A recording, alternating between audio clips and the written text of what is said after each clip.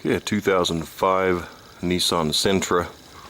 We are going to change the oil in the manual transmission.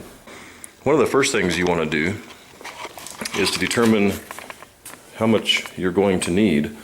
In the driver's door and on the label down here, you'll see in the lower right hand corner an engine code or number, QG18DE. The other ones are 25s, and I don't know the difference of the motor, but one of the motors is a little bigger, I believe, and has a little bit bigger capacity. The capacity of this one is 3 1/8 quarts of oil. The other thing I wanted to point out right now is to make sure that your car is in gear with the emergency brake on.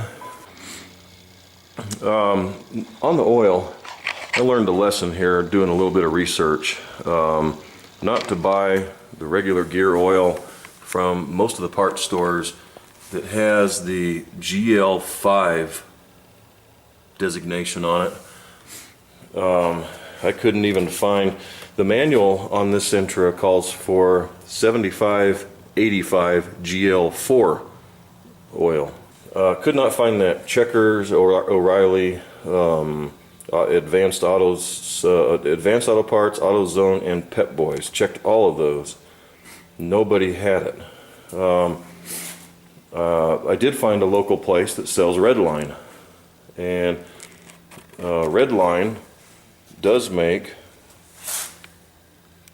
the 7585 GL4. The guy that sells this in Colorado Springs, where I'm from, was explaining to me that there's a lot of difference in the additives from the GL5 and the GL4. Apparently, the different additives in a GL5 could actually do some harm to the transmission, from what he said. Again, I'm not the professional here, and I don't know, but I don't want to take any chances. I would prefer to put what the manual calls for to the best that I can anyway. I could go to Nissan and get the exact oil. I did choose Redline. I've heard some good things about it. This is an all synthetic formula, but it's a different type of synthetic that they sell on the shelves of some of the other parts stores, with some different properties in it that's apparently safe to use with the GL4 transmissions, according to the guy I'm talking to. Again, anybody know anything better, then leave me a comment, because I'm interested to find out about this as well.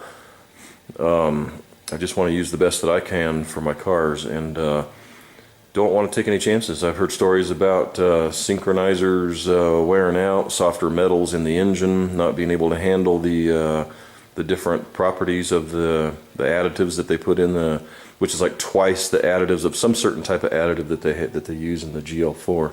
But I guess I just wanted to point out what the manual specifications were, and if anybody else out there like me didn't realize that there was in fact a difference between the GL4 and the GL5. The fill plug is a 10 millimeter, which I had several of those, but I didn't have a 14. This is a 14 for the drain plug. I had to go a couple places to find that. In fact, I found it at Harbor Freight. I just bought a kit of all of them. Pittsburgh, not Snap-on tools obviously, but they do the job.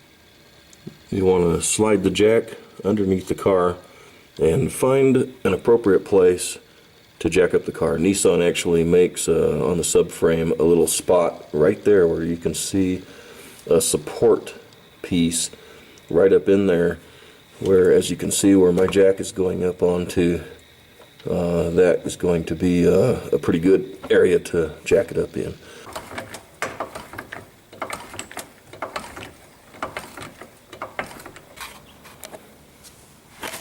And that should be high enough. I'll put the handle of the jack up out of the way so nobody walks by and trips over it. Okay, as far as where to put your jack stands, cars are different. Some cars that I've worked on have a real convenient part of the subframe to put your jack stand. This particular Nissan, I'm not comfortable with putting it in some of the more smooth parts of the frame, like this part right here, nor on the lower control arm. Sometimes there's a support that's pretty solid. That is pretty solid, but the problem with my jack stands is the jack stand goes right up on that bushing area, and I don't like it pushing up on that support arm like that personally. So I choose an area right here where you can see where it is intended for jacking up the car. Right on the other side of this, there's a real built-up area. I don't know if you can see that very well, for the jack stand, and that should be good. In that location right there, that should be good. And the other jack stand, yeah, I've gently lowered the car onto the jack stands.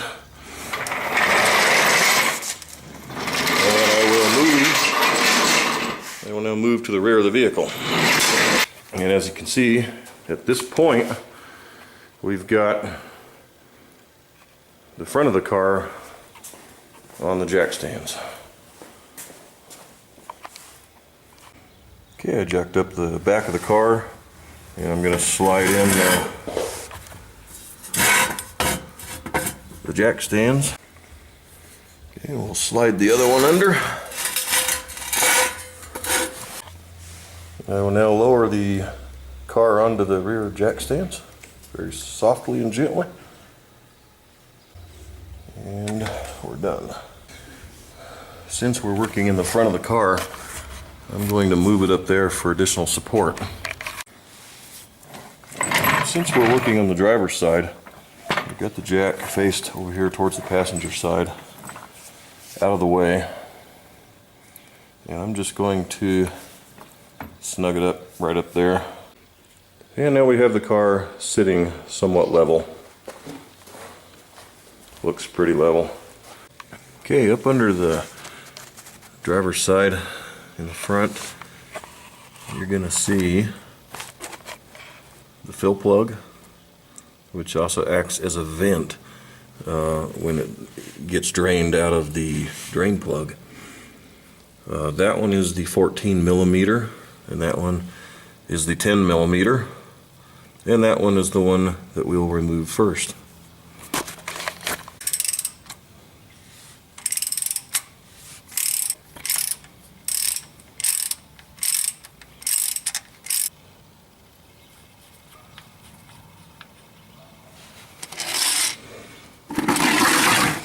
If any will come out or not, probably not much, if any. A little bit. I waited for that excess oil to drip out of the fill hole a little bit to move the bucket out of the way. And now I'm going to take off the drain plug.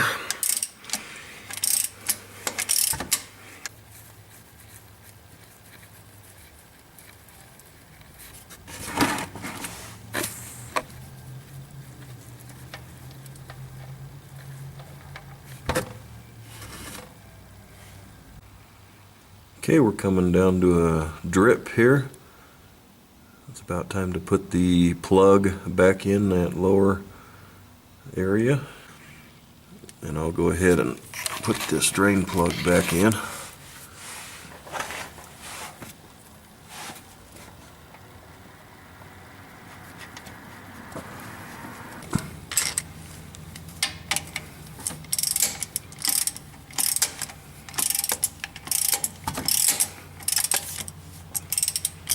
Other thing I was thinking about doing is getting a new one, new drain plug and fill plug, and going ahead and replacing those. But as long as it doesn't leak, and you know, as less often as this type of oil is changed, I'm gonna go ahead and skip that part this time.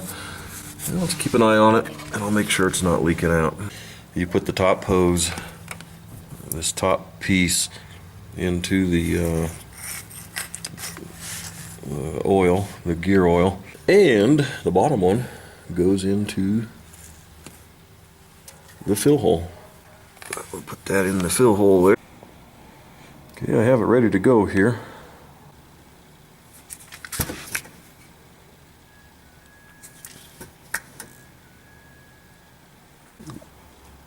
It looks like it's working just fine.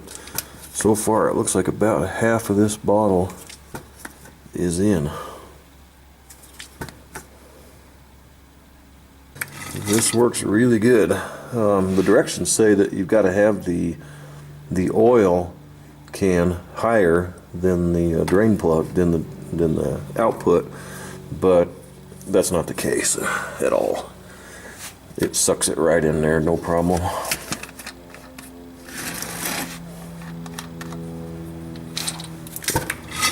If you wanted it to siphon and keep going without pumping it, you could do that.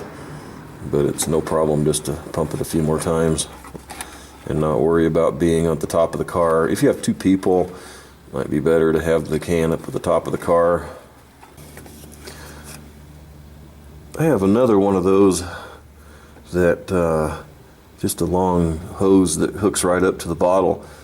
But the weird thing about these Redline bottles is the cap is really small and it doesn't fit on there. That's why I had to get this pump. Or think of a different method of getting it in there. Okay, that's the second one. Bottle number 3. Yep. When that starts coming out, I might want to be prepared here.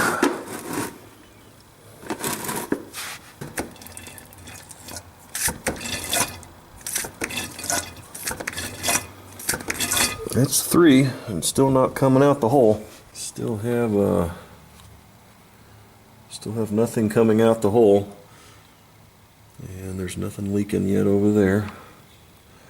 And we've got 3 bottles done so far. Okay, I hooked up my 4th quart that had a partial quart in it. And I pumped it a few times and it started to come out. So I'm pretty confident that it is the 3 1/8 capacity, and that they strategically put that hole to where you can't overfill it. So you just fill it until it gets to, until it starts coming out, and let a little bit drain out, I guess, and plug that hole back up again. Piece of cake, huh?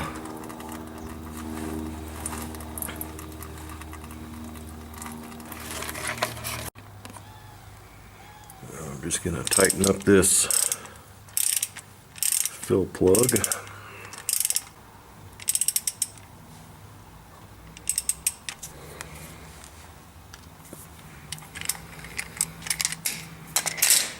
I did not check to see what the torque specifications were on this. I will just go with that and check for leaks. And that's it.